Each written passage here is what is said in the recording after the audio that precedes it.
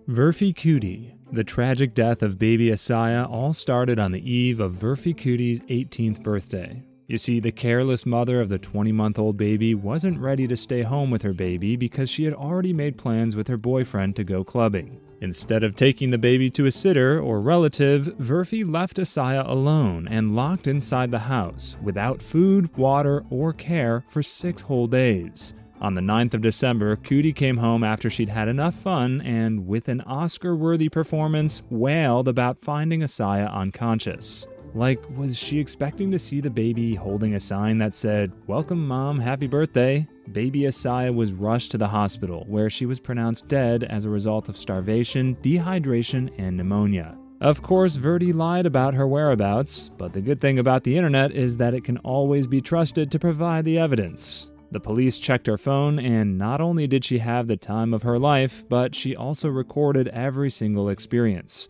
During the court trial, the phone was used as evidence against her, and she was sentenced to 9 years in prison for manslaughter. The 6 days of fun should be enough to keep her company for the next decade, because that's all the fun she'll have for a while. World's worst mom. Teresa Knorr would go down in the history books as one of the worst mothers on earth because of the pain, suffering, and abuse she inflicted on her 6 children. Soon after she gave birth to her last child, Teresa started spiraling down the path of excessive drinking and depression, which all came down to an extreme hatred for her children. The abuse began when she brutally shot her first daughter, Susan, in July 1984. Still, instead of taking her to the hospital, Teresa chose to remove the bullet by herself and perform a surgery at home herself with no experience. Susan became seriously ill afterward, but wasn't still taken to a hospital. Instead, Teresa drugged the poor girl and had her sons duct tape her mouth and dump her body along Highway 89. Then she came out of the car, poured gasoline on her body, and lit her on fire. The following year, in 1985, Teresa accused her second daughter, Sheila, of giving her an STD. She brutally beat Sheila and afterward locked the girl in a tiny closet for 6 days without food or water until she died. And when she found out Sheila was dead, she just put her body in a box and dumped her near a campground. For the next 10 years, Teresa was a free woman until her sons called the police and confessed to the crimes. She was arrested soon after and sentenced to 2 life sentences for the torture and murder of her 2 daughters. Momster from hell. You can call it evil, mean, or just plain wickedness. Felicia McClure was one mother who would go down in history as one of the cruelest. It all started when the sorry excuse of a mother decided that the best business venture would be to auction and sell her 13-year-old daughter's virginity on eBay for $10,000. Soon enough, all sorts of predators and pedophiles started bidding, but she quickly found an interested buyer who was ready to pay up as soon as possible. Felicia contacted the man, who was later identified as Don, and soon Don started taking her and her daughter shopping at Victoria's Secret, where the child was made to put on underwear for his viewing pleasure. In addition to her piling crimes, Felicia even took some more inappropriate pictures of her daughter and sent them to another man who was later identified as Will. Thankfully, before the young girl could be abused anymore, the police got a tip-off from Felicia's boyfriend when he found all the text messages between the mother and the man offering to pay for sex with the girl.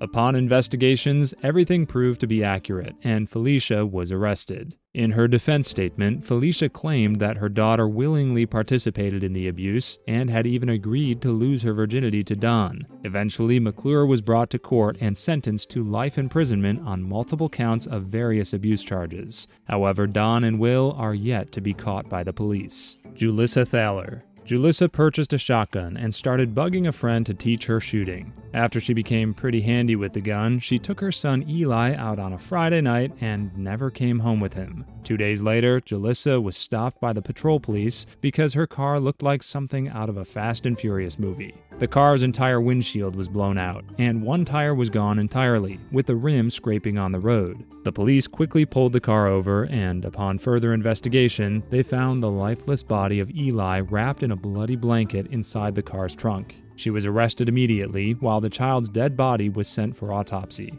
When the report came back, they found out that the boy had been shot 9 times. During her trial, she claimed that her mental health battles were what pushed her to commit this heinous crime, but the judge saw through her charade and she was deemed fit for trial. Eventually, Julissa was found guilty of first-degree murder and sentenced to life without the possibility of parole. Christopher Woods. The world turned upside down for Heather Woods in January 2023 when she received the chilling news that her estranged ex-husband had murdered their 12-year-old daughter, Ava Woods, in cold blood. It all started when Christopher and his wife Heather broke up, and Chris didn't take it well. The man began to stalk, harass, and even threaten Heather on so many occasions. However, things take a really dark turn when Christopher realizes that Heather has no plans to get back together, so he punishes her in one final act of vengeance. However, just before he descended into the role of a father from hell, Christopher sent a chilling message to his ex-wife the night before, saying, and I quote, "This is how it ends for us." Christopher then walked into his daughter's room the following day and blew her brains out while she slept. After he shot their daughter, Christopher walked into his bedroom and shot himself too.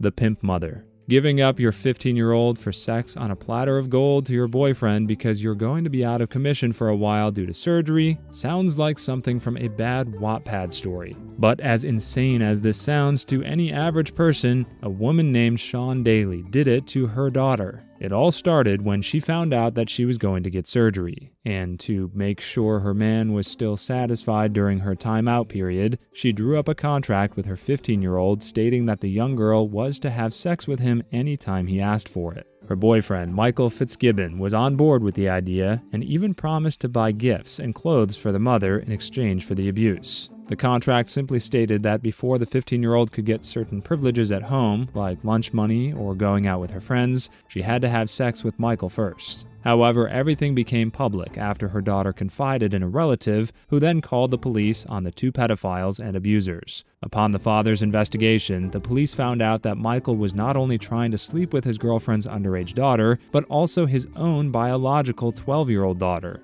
Dee Blanchard. The abuse and torture of Gypsy Blanchard all started from the moment she was born. Her mother, Dee Dee, started by spinning elaborate lies and told everybody that her daughter was suffering from sleep apnea, a severe sleeping disorder that would abruptly stop Gypsy's breathing while she slept when the child was just 3 months, even after sleep monitors and other tests found no signs of the condition. When Gypsy turned 8, her mother claimed that she also had leukemia, muscular dystrophy, asthma, seizures, with hearing and visual problems. All this sickness meant that the 8-year-old girl had to be put in a wheelchair and attached to a feeding tube because she couldn't function on her own. Gypsy was pumped full of drugs and underwent so many surgeries, including procedures on her eyes and the removal of her salivary gland. However, the public soon found out that Dee Dee was just a liar who had just been abusing and torturing her daughter for 24 years. Apparently, every single sickness Dee claimed that Gypsy had was just made-up stories to get sympathy and monetary favors from the public. Gypsy gathered the courage to break free from her mother's torment and employed the help of a guy she met on a Christian dating site. Together, the pair unalived Dee Dee on a night in June 2015. They ran away together, but the law soon caught up with them. Gypsy was charged in court, but when the details surrounding her life and abuse came to light, the judge and public sympathized with the young lady, and she was charged guilty of second-degree murder and sentenced to only 10 years in prison. Nicholas was found guilty of first-degree murder and served life imprisonment. Lori Vallow. It all started when the 52-year-old mother from Idaho became obsessed with a religious apocalypse. Lori Vallow, in her words, told the court that her 7-year-old son Joshua and her 16-year-old daughter Tylee Ryan were zombies, and that she was the goddess sent to destroy them. So in September 2019, the two children suddenly disappeared. But it wasn't until 2020 that their remains were found in an abandoned property owned by her 5th husband. Joshua's body was wrapped in a rubbish bag with his hands bound in duct tape, but the police could only find the burnt remains of Tylee. She was promptly arrested. During the early trial, Lori admitted that she could communicate with spirits, and it started after her near-death accident. She claimed that the spirits told her that she had to kill her children so they could go to heaven and be saved. She told the jury that she was very sure Joshua and Tylee were in heaven and very happy. Lori was found guilty of all 3 murders, including the death of her 4th husband, Charles Vallow, after she shot and killed him in 2019. She was sentenced to 3 consecutive life imprisonment without the possibility possibility of parole.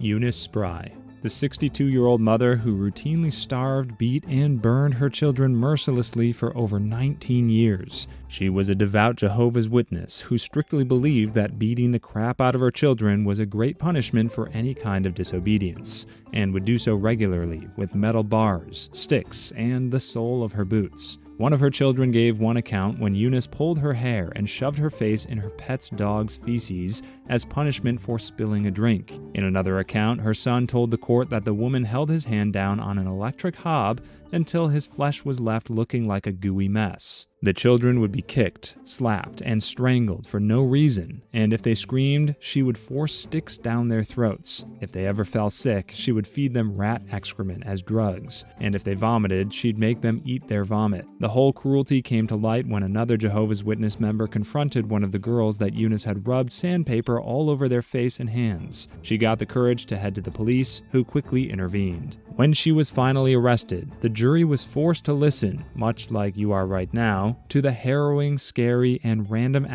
sadistic acts the mother would do on the children unprovoked, and the only word that came to mind was cruelty. Birthday presents. For most 8-year-olds, getting them a Barbie doll house or a free birthday trip to Disney World was all they needed to feel loved and unique. But for a mother named Sarah Burge, those kinds of gifts were just too basic. Sarah created so much controversy online in 2006 when she decided to gift her then 8-year-old daughter $20,000 worth of vouchers for a future nose job, facelift, breast implants, and liposuction. Sarah insisted that there was nothing wrong with her choice of present because her daughter has always been curious about plastic surgery. Sarah, who was no stranger to the world of plastic surgery, was already on a mission to look like a human-sized Barbie doll, so it's no surprise that she thought giving her 8-year-old daughter a liposuction voucher was such a great idea. Sarah even goes as far as saying on Twitter that she gets furious when strangers question her parenting style or call her a bad mother, because plastic surgery was an investment into the girl's future, like paying for her college tuition would have been a better investment. Well, it doesn't end here either, because in 2010, Burge made headlines again when she admitted that she has been teaching her daughter how to pole dance, and has even thrown the child several parties involving temporary tattoos and fake champagne.